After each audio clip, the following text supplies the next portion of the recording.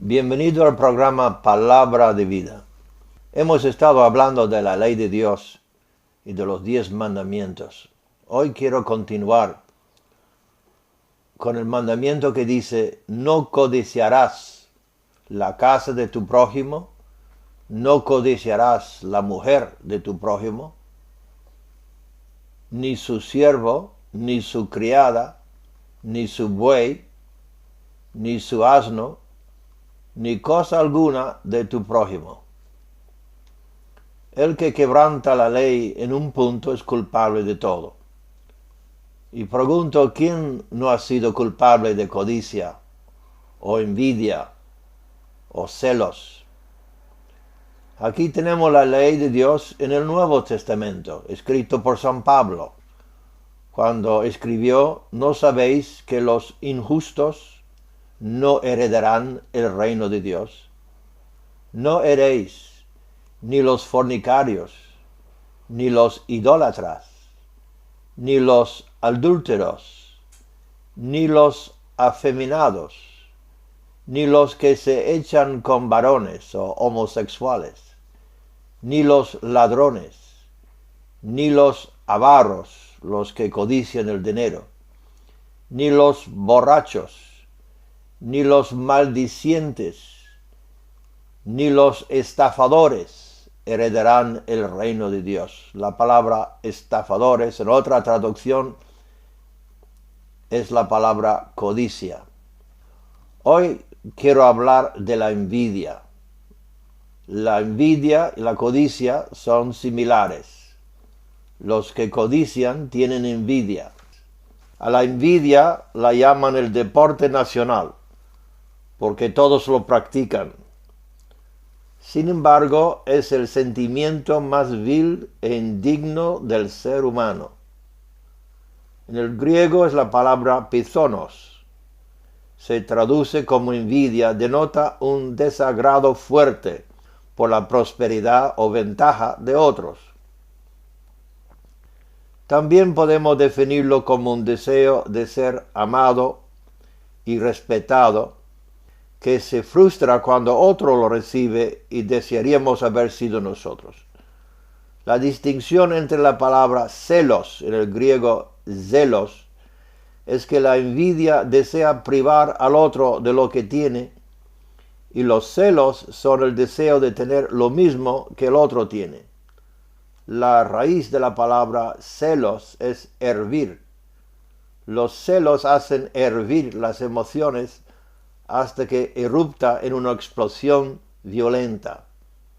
La Biblia lo asocia con el homicidio. Notemos en Gálatas 5:21, envidias, homicidios, lo ponen junto, envidias, homicidios, borracheras, orgías y cosas semejantes a estas. Y también la Escritura dice en Romanos: estando atestado de toda injusticia, fornicación, perversidad, avaricia, maldad, llenos de envidia, homicidios, lo ponen junto, contiendas, engaños, malignidades.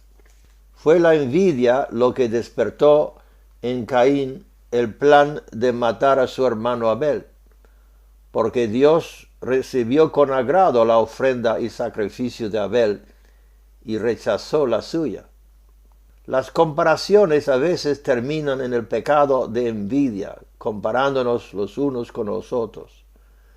Desgraciadamente también es un pecado existente entre líderes y ministros, entre iglesias.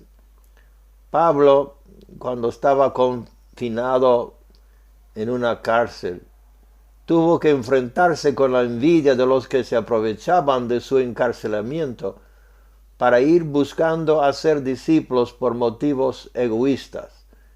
Él escribió a los filipenses: algunos a la verdad predican a Cristo por envidia y contienda, pero otros de buena voluntad. Él pudo vencer el resentimiento que naturalmente acompaña a ese comportamiento indigno, diciendo: ¿qué pues? Que no obstante, de todas maneras, o por pretexto o por verdad, Cristo es anunciado, y en esto me gozo y me gozaré aún. La lástima propia y la envidia son compañeros naturales. El primero puede derivar en el segundo. Aun el salmista Asaf por poco cae en este pecado. Él dijo en el Salmo 73, en cuanto a mí, casi se deslizaran mis pies, por poco resbalaran mis pasos, porque tuve envidia de los arrogantes, viendo la prosperidad de los impíos. Por poco resbala, pues tuve envidia de los impíos y arrogantes, considerando sus sufrimientos y todo lo que tuvo que padecer. Tuve envidia de los soberbios que aparentemente no tuvieron que pasar estas pruebas. Él siguió escribiendo, no pasan trabajos como los otros mortales, ni son azotados como los demás hombres. Hay muchas lecciones que podemos aprender cuando el camino es áspero y difícil, las cuales quienes no son llamados a este camino de sufrimiento jamás pueden experimentar. Si Dios nos ha escogido para un ministerio especial, seremos como nuestro Señor Jesucristo, que fue experimentado en quebranto. Si Dios hubiera evitado todo sufrimiento y dolor a su iglesia, dándonos una protección especial ante todos nuestros enemigos, ¿cómo podríamos distinguir entre lo verdadero y lo falso? Si Dios colmara de salud y prosperidad a los suyos, favoreciéndonos como hijos especiales, ¿no estaría todo el mundo convertido? Pero serían personas que siguen a Cristo de conveniencia, no de sinceridad. Dios no nos promete que estaremos exentos de sufrimientos y dificultades. Si no hubiera fuego de persecución y prueba de fe, ¿cómo podríamos crecer en gracia en el conocimiento de nuestro Señor Jesucristo? ¿Cómo podremos conocerle en la comunión de sus padecimientos si evitamos la cruz? ¿Dónde estaría la prueba de nuestra fidelidad a nuestro gran capitán si no hubiera batallas que vencer y montañas que conquistar? Los predicadores que promulgan bendiciones y prosperidad sin el precio del sacrificio y la abnegación están predicando otro evangelio y proponiendo otro Cristo. En este mundo, debido a la naturaleza del ser humano, tendremos persecución. Si no fuera así, no sería una iglesia que representa una sociedad diferente, separada y purificada y santificada. La esencia de la iglesia es su santidad y su semejanza al divino Maestro. Los sufrimientos son parte de nuestra herencia, por lo tanto debemos soportarlos con fe y perseverancia, sabiendo que los que fueran antes que nosotros, los discípulos, los primeros siglos, y muchos en China y en otros países, han sufrido vituperios, martirios, vilipendios.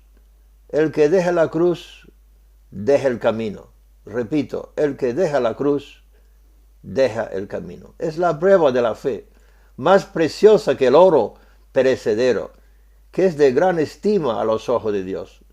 San Pablo llegó a decir, por lo cual, por amor a Cristo me gozo en las debilidades, en afrentas, en necesidades, en persecuciones, en angustias, porque cuando soy débil, entonces soy fuerte.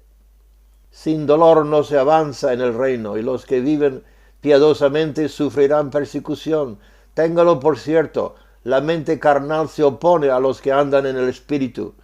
Los elegidos son los que han sido hallados fieles y constantes, los que se mantuvieron firmes a pesar de los tormentos. Observemos por un momento la vida de José. Su padre mostró sobre él preferencia y un amor especial. Cuando le dio la túnica de muchos colores, indicó que iba a ser su heredero. tuvo un trato especial con él, lo que siempre ocasiona envidia entre coetáneos. Como era hijo de la mujer que amaba, derramó todo su cariño sobre él. Eso pasa en las familias. Y esto despertó no solamente envidia entre sus hermanos, sino un antagonismo de ellos contra el padre. La Biblia dice, y sus hermanos le tenían envidia, mas su padre meditaba en esto.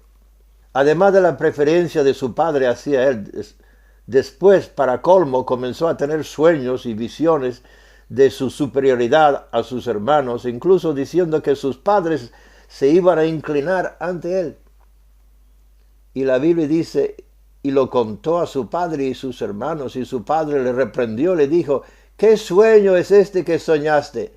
¿Acaso vendremos yo y tu madre y tus hermanos a postrarnos en tierra ante ti?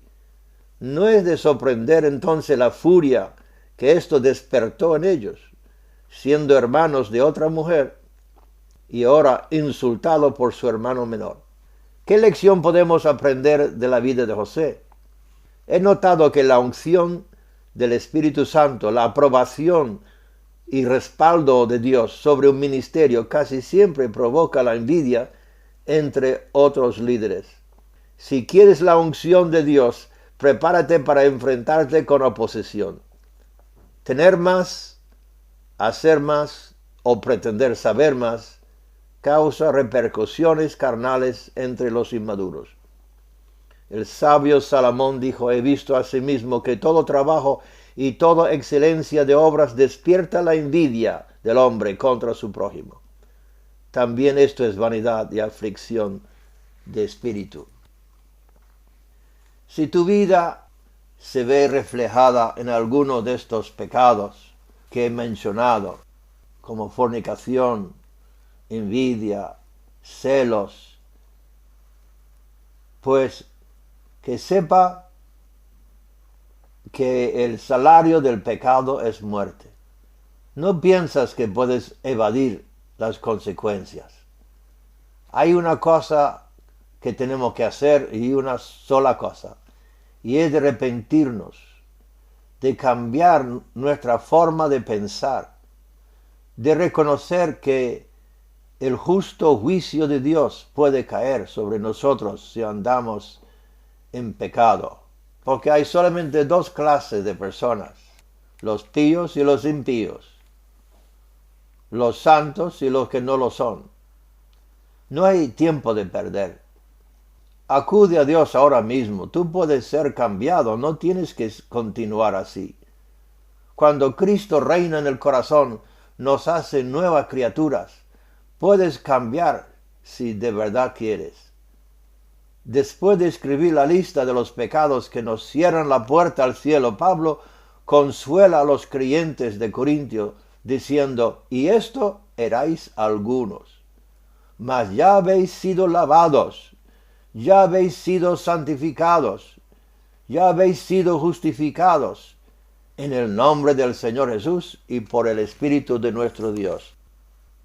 Presenta tu cuerpo ahora mismo como templo del Espíritu Santo. Huye de la fornicación. Renuncia a la envidia, la codicia y la avaricia. Estos son pecados de Satanás, que codició ser igual a Dios y por envidia cayó arrastrando una tercera parte de los ángeles. Jesús, por el contrario, aun siendo Dios, se humilló a sí mismo.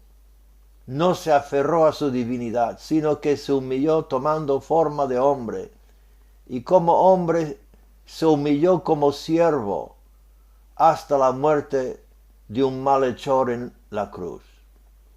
El orgullo, la vanagloria, la envidia nos hace una alianza con el diablo, porque eso es su carácter. El diablo es envidioso, envidió a Dios y quiso ser igual que Dios. Pero si nos humillamos y nos arrepentimos con corazón contrito, Dios vendrá a nosotros y hará morada en nuestros corazones, porque Él habita con el corazón contrito y humillado. hemos sido comprados por precio, por la sangre de Jesucristo, no con oro ni plata, sino como de un cordero sin mancha. Así que glorifica a Dios en su cuerpo y en su espíritu, los cuales son de Dios. Una de las llaves de un avivamiento espiritual es la unidad de amor entre los creyentes, la unidad entre las iglesias, la unidad en la familia. Y la envidia destruye la unidad y así impide un mover del Espíritu Santo. Santiago escribió: pues donde hay celos y contención, ahí hay perturbación y toda obra perversa. Donde hay celos y contiendas. Cuando envidiamos lo que tiene un hermano, despreciamos lo que Dios nos ha dado. Y la ingratitud es un pecado que conduce a todo tipo de perversión, terminando en la destrucción de los ingratos. En todo demos gracia, porque esto es la voluntad de Dios para nosotros. San Lucas resume el pecado de los hermanos de José con esta frase: los patriarcas, movidos por envidia, vendieron a José para Egipto, pero Dios estaba con él. José era el precursor de Cristo, quien después levantó igualmente tal envidia entre el pueblo religioso de su día, entre los fariseos y saduceos, que con rabia planearan su muerte. Fue la envidia que cambió a Judas en un traidor. La envidia despierta odio y al final el deseo de eliminar la competencia. La envidia hace más daño a los envidiosos que el objeto de su envidia. En Proverbios leemos: el corazón apacible es vida de la carne, mas la envidia es carcoma de los huesos. Es como un cáncer que consume las demás virtudes y que termina destruyendo el alma. Elifaz, en su conversación con Job, dijo: es cierto que al necio lo mata la ira y al codicioso lo consume la envidia. La codicia, el deseo desordenado de tener, bien sea dinero, prosperidad o bienes materiales, como éxito, respeto o amor, es la base de la envidia. ¿Cuántos millones de personas han sido muertos a causa de la envidia? ¿Cuántas iglesias divididas y destrozadas por este monstruo? ¿Cuántos hogares son infiernos por los celos? El que no confía en sí mismo duda también de otros. ¿Cuánto odio se desprende por esta enfermedad moral? Los filisteos tuvieron envidia de Isaac y en consecuencia llenaron los pozos de Abraham, su padre, que su padre había excavado. Es más fácil llenar un pozo con escombros que excavar uno. Es más fácil criticar la obra de otro e intentar impedirla que hacer su propia obra. Isaac, en vez de rendirse ante este ataque, decidió excavar otros pozos. El primer pozo que excavó lo llamó Esek, que significa contención. El segundo se llamó Sitna, que significa enemistad. La contienda y la enemistad son hijos de la envidia. Evitando la contienda con los pastores de Gerar, Isaac se apartó de ahí y abrió otro pozo, y no riñeron sobre él. Este lo llamó Rehobot, que significa espacio. Espacio. Hay lugar para una buena obra. No tenemos que tener envidia. Hay lugar. Pues así evitamos la contienda y las enemistades. Cuando los pastores de ovejas pelearan por el agua de los pozos, Isaac decidió excavar otros y así consiguió superar la contienda. Se cuenta la historia de un rey benévolo que deseaba poner paz entre dos de sus siervos amados. Los dos eran hombres de prominencia, pero que tenían entre ellos un antagonismo feroz. Al rey se le ocurrió una idea: pensando que así terminaría con esta enemistad feudal. Llamó al primero y le ofreció todo lo que deseara con tal de que su adversario recibiera el doble. El hombre, tan lleno de rencor y envidia, no pudo pensar en nada menos que en desear que su enemigo se quedase ciego, por lo que dijo al rey: quíteme un ojo, pues así el otro siervo se quedaría ciego del todo. Si es un hecho histórico o una fábula, no estoy seguro, pero lo cierto es que refleja a qué grado la envidia puede llegar. La solución, como todas las soluciones, es espiritual. Es a través de algo que no tenemos en nuestra naturaleza pecaminosa, es el amor de Dios, porque la Biblia dice: el amor no tiene envidia, no busca lo suyo. El Espíritu Santo dice: el amor sea sin fingimiento, aborreced lo malo, seguid lo bueno, amaos los unos a los otros con amor fraternal, en cuanto a honra, prefiriéndoos los unos a los otros. La sanidad la encontraremos al orar pidiendo que el doble de lo que deseamos para nosotros le sea dado a la persona a quien le tenemos envidia. Si eres un objeto de la envidia, no debes juzgar las debilidades de los demás, ni devolver mal por mal, sino proseguir sabiendo que Dios está al control de todo, como el desenlace entre José y sus hermanos. José pudo comprender que Dios tenía el control de todo y que al final iba a cumplir la visión que le había dado. Él dijo: ahora pues no os entristezcáis, ni os pese de haberme vendido acá, porque para preservación de vida me envió Dios delante de vosotros. Así pues, no me enviasteis acá vosotros, sino Dios, que me ha puesto por padre de Faraón y por señor de toda su casa y por gobernador de toda la tierra de Egipto. Si tiene la tentación de envidiar por cualquier razón, recuerda que cada uno tendrá que dar cuenta de sí ante Dios y que Dios recompensará a cada uno según su obra. Si eliminamos la codicia, la envidia no puede crecer en el corazón. La Biblia dice: no codiciarás. Andando con humildad, venceremos toda tentación de hacer comparaciones y de entrometernos en la vida de los demás. Recordemos la palabra de Jesús a Pedro cuando éste quiso saber el futuro de Juan. Pedro dijo a Jesús: Señor, ¿y qué de este? Jesús le dijo: si quiero que él quede hasta que yo venga, ¿qué a ti? Sígueme tú. Vuelvo a repetir, el amor de Dios es la solución de todos los problemas que podamos tener. El amor no tiene envidia, ni permite que crezcan las obras carnales que afligen a todos los hermanos. ¿Por qué no terminamos ahora con una oración, pidiendo a Dios que nos perdona por ese terrible pecado de envidia y por esos sentimientos de rechazo que tenemos? Padre eterno, pedimos ahora mismo por cada uno que me escucha en este momento.